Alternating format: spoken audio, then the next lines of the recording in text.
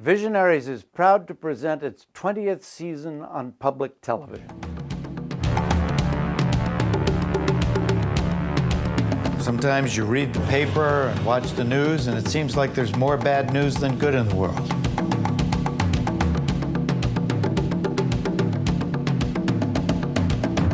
But you know what? It's just not true. I at least can hold on to something, that there's something, maybe it's small, but there's something that I'm doing to make a difference. It's just a feeling that you have. If you can help people, you have to. There's no alternative. Every child has potential that we just can't know. And so, to my mind, that's what we're doing. We are saving potential for the future. For decades, the plight of millions of people with disabilities detained in institutions around the world has been overlooked. Disability Rights International's work in Mexico is responsible for bringing these issues to international attention. After the organization's breakthrough report in 2000, the government of Mexico went to the United Nations and proposed to create a new human rights convention to protect people with disabilities. Inspired by the convention, Disability Rights International, or DRI, has helped people with disabilities in Mexico form their own organization. The Colectivo Chucan is working to end the problem of institutional segregation. One of the greatest dangers of placing children in institutions is that they can be exploited by traffickers who sell them into the sex industry. In Mexico City, DRI championed the case of Ilsa Michelle Martinez, a 6-year-old girl who disappeared from an institution in 2005. But for every child and adult saved, there are millions more in Mexico and beyond whom DRI is still trying to reach. Join us for part 2 of No One Left Behind.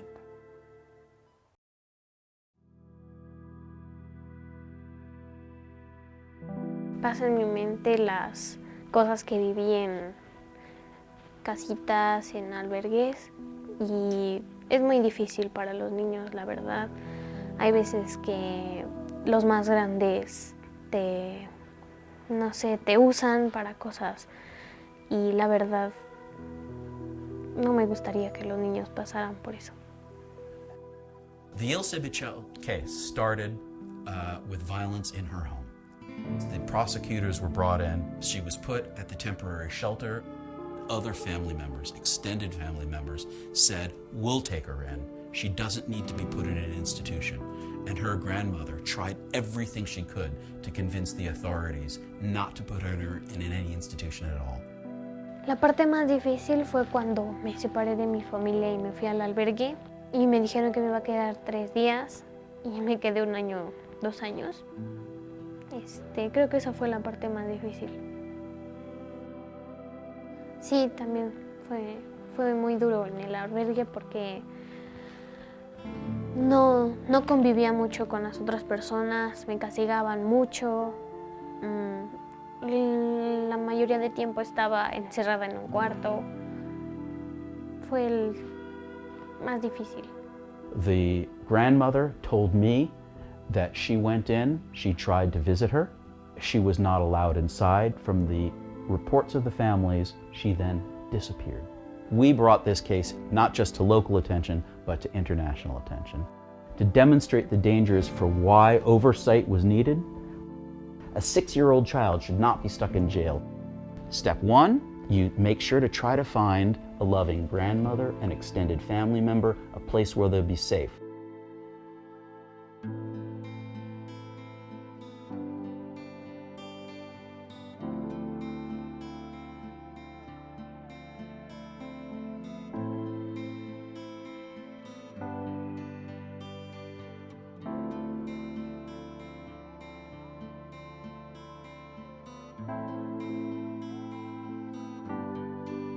Me llevaron a una casa en donde, estaba una tipo familia, parientes entre ellos, y bueno, no sabía dónde estaba, no supe dónde estaba.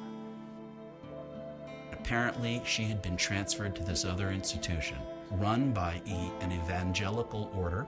I've heard from other sources that it actually was a religious facility, that they were so hell-bent on their own religious indoctrination that they thought it was okay to take kids away from families because they were going to place them in appropriately religious homes.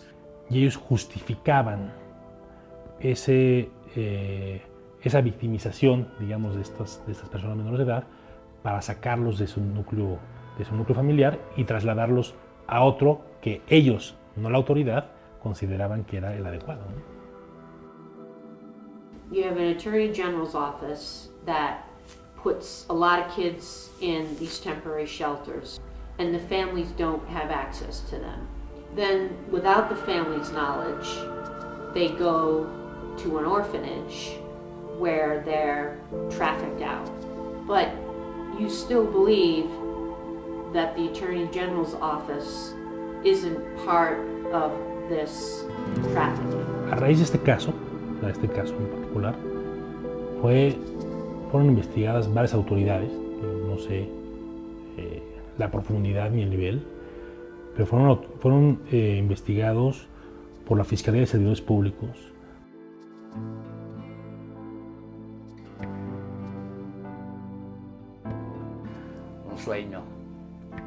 Un sueño, 9 años acariciado, se perdió mucho tiempo, su niñez, parte de su niñez, yo en lo personal, luego toda la familia nos la perdimos. Estamos tratando de recuperar el tiempo que no se recupera.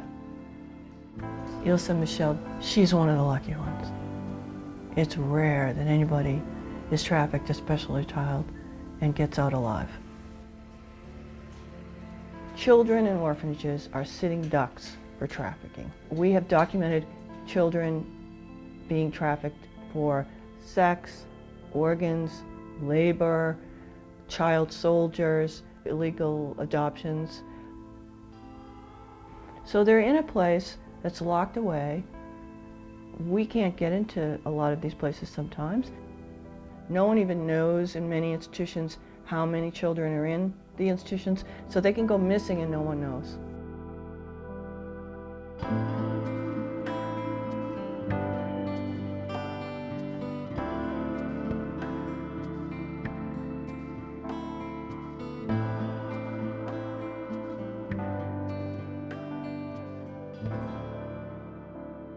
As a child, I was abused myself. I have a history of abuse in my life, and I kind of wish someone came along and spoke for me. As a result of my abuse, I spent some time in an institution. So I know that terror, I know that fear, I know that loneliness, I know that lack of love. I tend not to go back there to that childhood, to that, place where I didn't have a voice or didn't feel strong enough. I feel pretty strong these days. I remember it though. I remember it. And that's what resonates when I'm in these places. The helplessness, the hopelessness, the fear. We're headed to a facility for children with disabilities about an hour outside of the center of Mexico City. This is a facility we've never been to. This facility is not run by the state. It's off the books, as it were. And so it's not monitored by the state. It's not run by the state. And so God knows what's happening inside a place like this.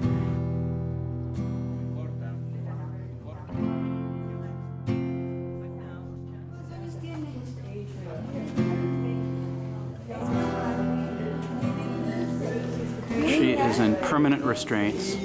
Her arms and legs are tied to this device, so she cannot move at all. Literally, her head is all that she can move. I have never seen any form of restraints quite like this. It's open right now. Obviously, no one's in it, but it's clearly used. The metal from the bottom can fold up to essentially turn this into a cage, and you can see the restraints, the piece of cloth that they use to tie people to the wheelchair or perhaps to their bed. One of the orphanages we recently visited here in Mexico City was a rehabilitation center, a so-called rehabilitation center, big sign outside that advertised such. The institution was filled with children and young adults, all with cerebral palsy. So they all had mobility disabilities of some kind or another. And they were wrapped, when we walked in, they were mummified. They were wrapped in gauze. They were tied, their hands, their feet, their legs together, and somehow they were justifying that this was some kind of helpful thing that might help a child or a young person with cerebral palsy. When I talked to the director, he said originally they had 52 kids. Now they have 23 kids. And I said, where did the other kids go? And he said, well, they died. And I'm sure a lot of that treatment killed a lot of those kids.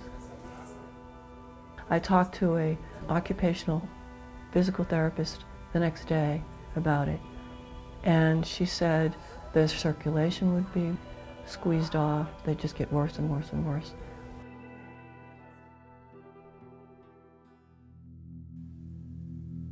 Well, I first came to Mexico before I founded DRI. I heard that there was an activist who was bringing attention to the psychiatric hospital. I got in touch with her. She said, please come see what's going on. And as one who has a background in this area, it was a complete shock to me. An area surrounded by barbed wires where people were held completely naked, covered in their own urine and feces. I remember at feeding time, they literally bought a tray of food and the patients lunged for it.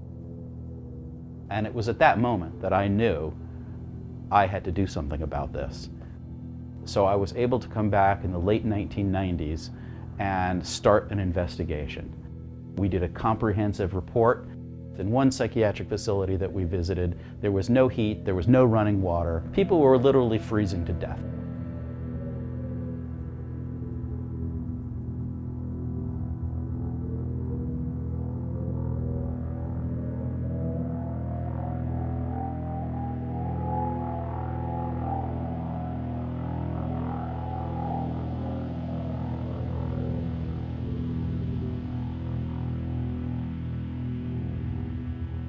We found in 2010, it was as if time had stood still in those institutions. In the same rooms where we had found people tied down, we literally found some of the same individuals still tied down 10 years later. And that was when we realized we need to take a more long-term approach and really dig in deeper.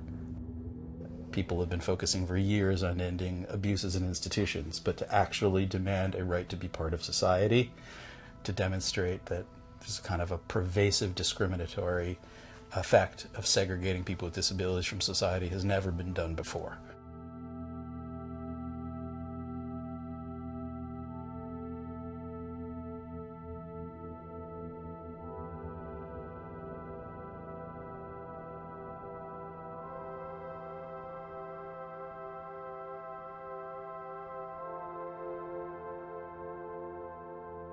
We were alerted to a psychiatric facility in Guatemala called the Federico Mora Hospital, located next to a prison. And we had been told, strictly off the record, that women were being trafficked into the prison from the institution. When we got there, we found the most atrocious conditions. Because it's next to this prison, it's ringed by soldiers with machine guns.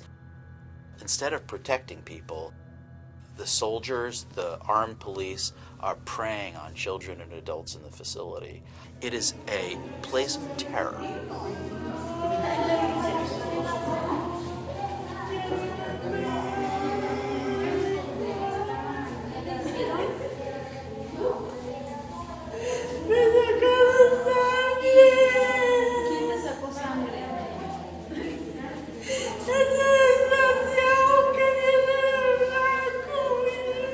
Life is hell for the people. people who are detained.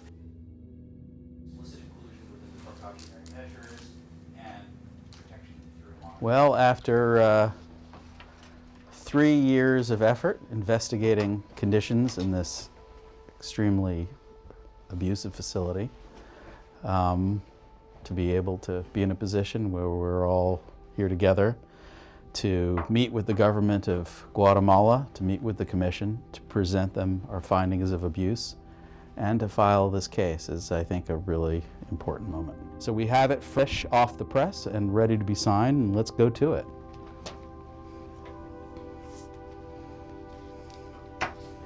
All right, it would be an honor.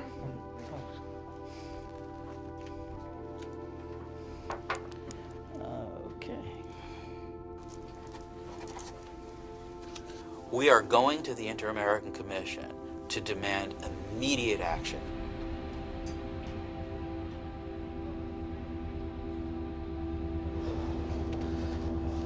Hello?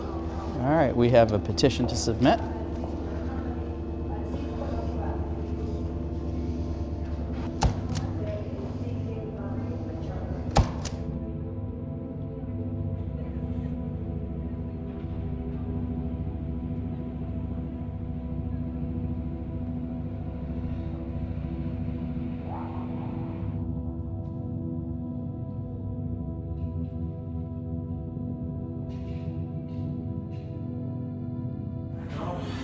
¿Cuándo terminaron aquí?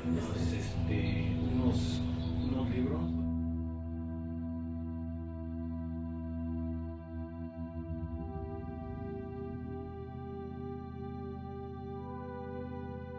What we found in 2010 was really shattering at some level. Even though Mexico had ratified a new UN treaty on the rights of people with disabilities, life for people in the institutions on a large scale had not changed. And that was when we realized we need to really dig in deeper and recognize that there would be no change until we could build an advocacy movement within Mexico to make sure that when the international cameras went away, there would be a constant pressure to hold the government accountable. We work with local activists. We helped establish the Colectivo Chucan, which ex-patients, people who had been detained in those very same psychiatric hospitals, could now support each other, could now advocate for change. We created our own office. We hired one of the top human rights litigators in Mexico. We created a women's project, hired Priscilla Rodriguez to focus on the special concerns of women. We're not going to let up until those institutions are closed down and the torture is brought to an end. When I met Lori and Eric, they changed my life because I was in another organization, but it was directed by the families, and it wasn't directed by the people who with disabilities, with psychosocial disabilities. So we are the first organization, as I say.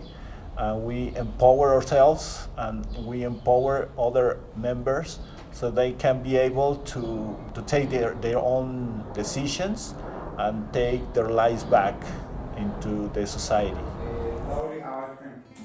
Yo pasé por situaciones muy difíciles donde me amarraron en el psiquiátrico varias veces, en distintos momentos, pero eso afectó un poco a mí me afectó porque después yo tenía alucinaciones de que una persona me hacía daño, una persona que yo veía en mi alucinación y que me atacaba. Al conformarse el colectivo, pues las experiencias me han ayudado mucho, las de mis compañeros. Y llegar aquí y convivir con mis compañeros de trabajo, pues es diferente porque, o sea, yo salgo de mi casa y siento una cosa y vengo acá al trabajo y es una sensación pues relajante y pues me gusta mucho trabajar con ellos porque ha significado mucho para nosotros el cómo nos han ayudado a crecer. So most organizations of persons with, for example, with intellectual disabilities are run by their parents or are run by third parties. This small organization has been governing itself since the creation. The organizations are taking the power. They are able to start changing the vision and then start creating a service, a community service. We are finally seeing some changes. It's not as fast as it should be, but the authorities, who once said these people will be in institutions to the day I die, are now saying we're working on it. We were able to get a law passed that recognizes the right to community integration for people with disabilities. That is not okay, according to Mexican law, for those people to be detained there. They have a right to live in the community and to receive services in the community. So the ice is cracking, and I believe the flood is coming towards an enormous sea change in the social service system of Mexico.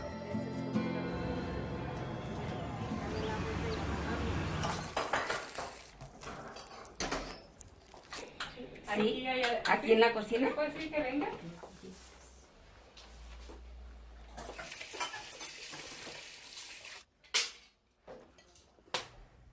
En la mañana, cuando voy a la escuela, me desayuno, tengo mi cama y me lavo los dientes y ya me voy.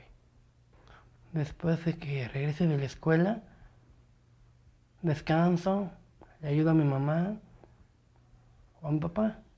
Si quieren algo, les lavo los trastes cuando llego y me siento a ver la tele o hago mi tarea. Me gusta cantar, me gusta bailar, me gusta la zumba y me gusta compartir con mis compañeros. Mi novia y yo tenemos 8 meses de novios, nos queremos mucho. En un futuro quisiera casarme como mis papás, igual, tener una familia, pero primero es trabajar. Esa es mi meta en trabajo.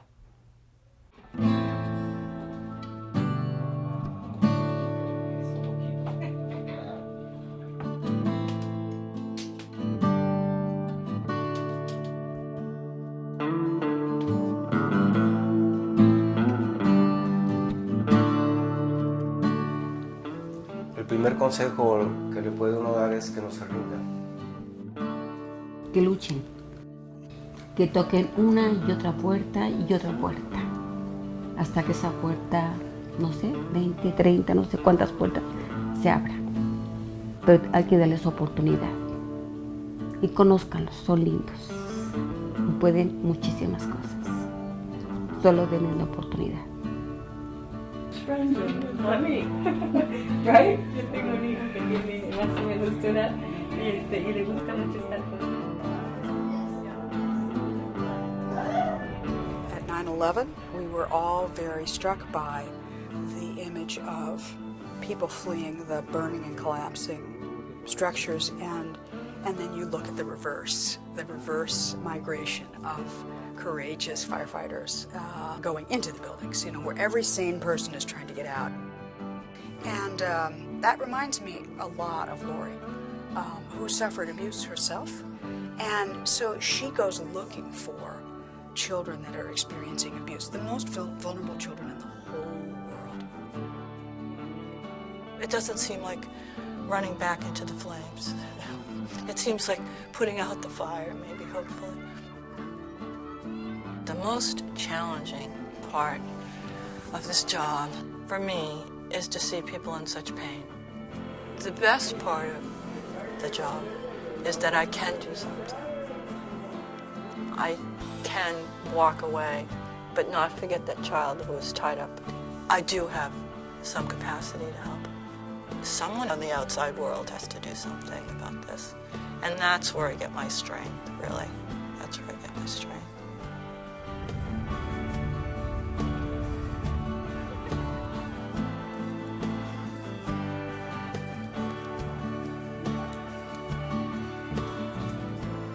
DRI has helped galvanize the human rights community and set in motion an era when disability rights are synonymous with human rights. There are 650 million children and adults with disabilities worldwide, and nearly 10 million children still segregated from society in orphanages. No one knows how many millions of adults languish in institutions for a lifetime. DRI's goal is to unlock the cage for every person still trapped in these facilities. For the Visionaries, I'm Sam Waterston.